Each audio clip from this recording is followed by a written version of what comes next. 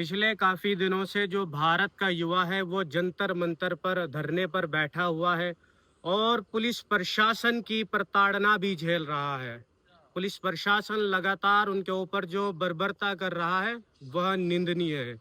मैं आपको बता दूं, जो भारत का संविधान है, भारत का संविधान का अनुच्छेद 14 भारतीय नागरिकों को सुरक्षा प्रदान करता है, विधि के समक्ष समता और विधियों का समान संरक्षण।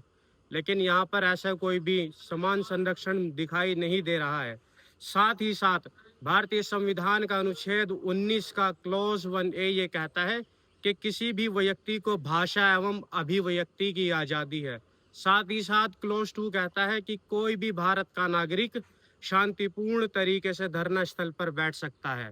लेकिन फिर भी पुलिस प्रशासन लगातार अत्याचार कर रहा है और जो भारत का युवा नीट जैसे पेपर लीक मामलों को लेकर काफी दिनों से जो जद्दोजहद कर रहा है, सरकार उनकी अनदेखी कर रही है।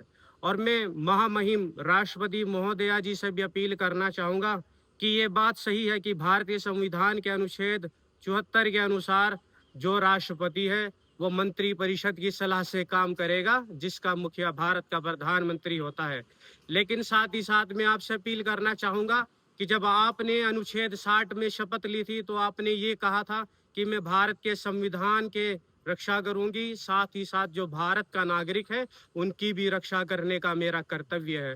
और मैं महामहिम राष्ट्रपति महोदया जी से अपील करना चाहूंगा कि आप तीनों सेनाओं के अध्यक्ष हैं, आप अपनी सेना को आदेश दीजिए कि जाइए दिल्ली जाकर जो भारत का युवा धरने पर बैठा है उनका संरक्षण करें, क्योंकि ये जो युवा है ये भारत को नई दिशा और दशा देने का काम कर रहा है और लगातार करता रहेगा। इस देश में अंग्रेजों के शासन काल में भी युवाओं ने काफी प्रताड़नाएं झेली है और आज वर्तमान समय में भी भारत का युवा प्रताड़नाओं को झेल रहा है।